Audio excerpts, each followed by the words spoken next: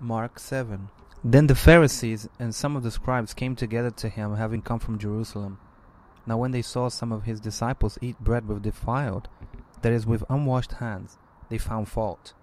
For the Pharisees and all the Jews do not eat unless they wash their hands in a special way, holding the tradition of the elders.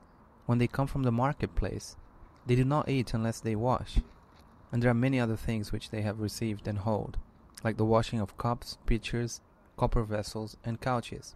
Then the Pharisees and scribes asked him, "Why do your disciples not walk according to the tradition of the elders, but eat bread with unwashed hands?"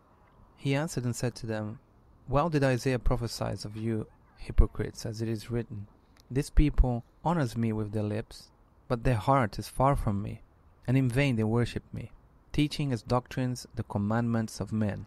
For laying aside the commandment of God, you hold the tradition of men, the washing of pitchers and cups, and many other such things you do." He said to them, "All too well you reject the commandment of God, that you may keep your tradition. For Moses said, 'Honor your father and your mother,' and he who curses father or mother, let him be put to death. But you say, if a man says to his father or mother, 'Whatever profit you might have received from me is korban, that is a gift to God,' then you no longer let him do anything for his father or his mother, making the word of God of no effect through your tradition which you have handed down, and many such things you do." When he had called all the multitude to himself, he said to them, "Hear me, everyone, and understand. There is nothing that enters a man from outside which can defile him, but the things which come out of him, those are the things that defile a man. If anyone has ears to hear, let him hear." When he had entered the house away from the crowd, his disciples asked him concerning the parable. So he said to them, "Are you thus without understanding also?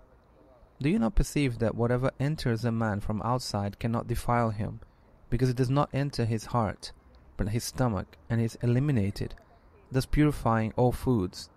And he said, What comes out of a man, that defiles a man.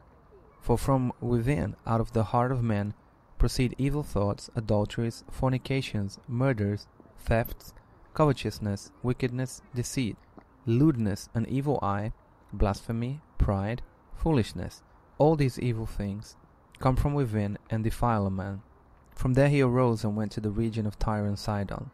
And he entered the house and wanted no one to know it. But he could not be hidden, for a woman whose young daughter had an unclean spirit heard about him, and she came and fell at his feet. The woman was a Greek, a Syro-Phoenician by birth, and she kept asking him to cast the demon out of her daughter. But Jesus said to her, "Let the children be filled first, for it is not good to take the children's bread and throw it to the little dogs." And she answered and said to him, "Yes, Lord, yet even the little dogs under the table eat from the children's crumbs." Then he said to her, "For this saying go your way, the demon has gone out of your daughter." And when she had come to her house, she found the demon gone out, and her daughter lying on the bed. Again, departing from the region of Tyre and Sidon, he came through the midst of the region of Decapolis to the Sea of Galilee. Then they brought to him one who was deaf and had an impediment in his speech. They begged him to put his hand on him, and he took him aside from the multitude and put his fingers in his ears, and he spat and touched his tongue.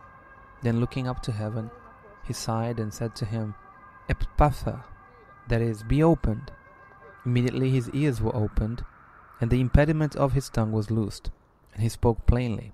Then he commanded them that they should tell no one. But the more he commanded them, the more widely they proclaimed it. And they were astonished beyond measure, saying, "He has done all things well.